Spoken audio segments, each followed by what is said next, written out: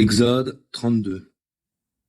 Quand le peuple s'aperçut que Moïse tardait à redescendre de la montagne, il se rassembla autour d'Aaron et lui dit : « Allons, fabrique-nous des dieux qui marchent à notre tête, car Moïse, cet homme qui nous a fait sortir d'Égypte, nous ne savons pas ce qui lui est arrivé. » Aaron leur répondit : « ôtez les pendants d'or des oreilles de vos femmes, de vos fils et de vos filles, et apportez-les-moi. » Tous se défirent des pendants d'or qui étaient à leurs oreilles et les apportèrent à Aaron.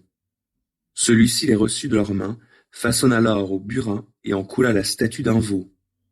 Alors le peuple s'écria : « Israël, voici tes dieux, qui t'ont fait sortir d'Égypte. » Voyant cela, Aaron construisit un autel devant le veau.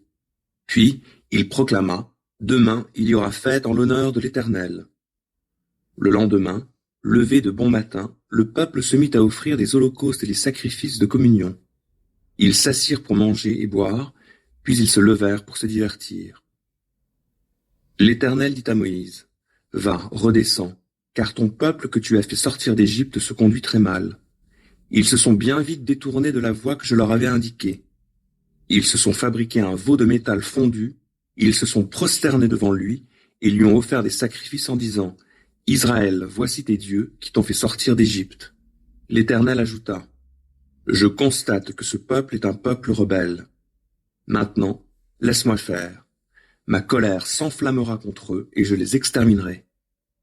Mais je ferai de toi un autre grand peuple. » Alors Moïse supplia l'Éternel son Dieu d'avoir pitié en disant : « Éternel, pourquoi ta colère s'enflammerait-elle contre ton peuple que tu as fait sortir d'Égypte par un formidable déploiement de force et de puissance ? Pourquoi les Égyptiens diraient-ils que c'est dans de mauvaises intentions que leur Dieu les a fait sortir de leur pays, pour les faire périr dans la région des montagnes et les faire disparaître de la terre ? Laisse ta colère et renonce à envoyer le malheur à ton peuple.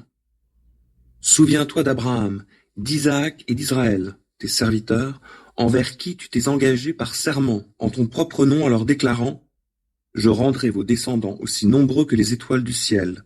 Je leur donnerai tout ce pays dont j'ai parlé, et ils le posséderont pour toujours. » Alors, l'Éternel renonça à faire venir sur son peuple le malheur dont il l'avait menacé.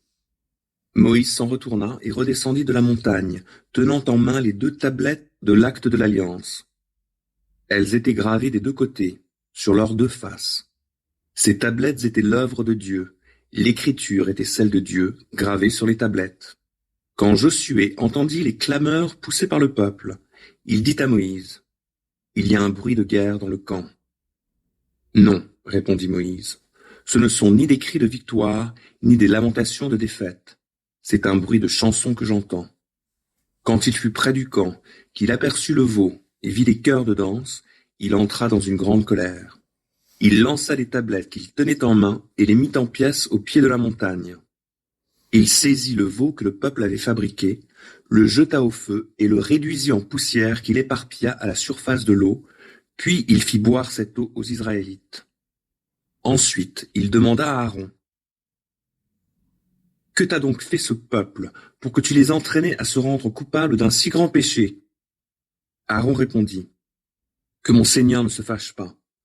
Tu sais toi-même que ce peuple est porté à faire le mal. Ils m'ont dit : fabrique-nous des dieux qui marchent à notre tête, car ce Moïse, cet homme qui nous a fait sortir d'Égypte, nous ne savons pas ce qui lui est arrivé. Je leur ai donc répondu : que ceux qui ont de l'or s'en dessaisissent. Ils m'en ont remis, je l'ai fait fondre au feu, et voilà le veau qui en est sorti. » Moïse vit que le peuple était déchaîné. Aaron l'avait laissé faire, de sorte qu'il s'exposait au mépris de ses ennemis. Alors il se posta à l'entrée du camp et s'écria : « Que tous ceux qui sont pour l'Éternel viennent vers moi. » Tous les membres de la tribu de Lévi se rallièrent à lui. Il leur dit : « Voici ce qu'ordonne l'Éternel, le Dieu d'Israël. Que chacun de vous mette son épée au côté. Parcourez tout le camp, allez d'une tente à l'autre, que chacun tue jusqu'à son frère, son ami, son proche. » Les Lévites obéirent à Moïse, de sorte que, ce jour-là, environ 3000 hommes du peuple perdirent la vie. Moïse dit aux Lévites : « Vous avez été investis aujourd'hui au service de l'Éternel, car vous avez combattu chacun contre son fils et son frère, de sorte que l'Éternel vous accorde aujourd'hui sa bénédiction. » Le lendemain, Moïse dit au peuple: « Vous vous êtes rendus coupables d'un grand péché. Maintenant, je vais remonter auprès de l'Éternel. Peut-être obtiendrai-je un moyen d'expiation pour votre péché. » Moïse retourna donc auprès de l'Éternel et dit: « Hélas, ce peuple s'est rendu coupable d'un grand péché. Il s'est fait un dieu d'or. Mais maintenant, veuille pardonner ce péché. Sinon, efface-moi du livre que tu as écrit. »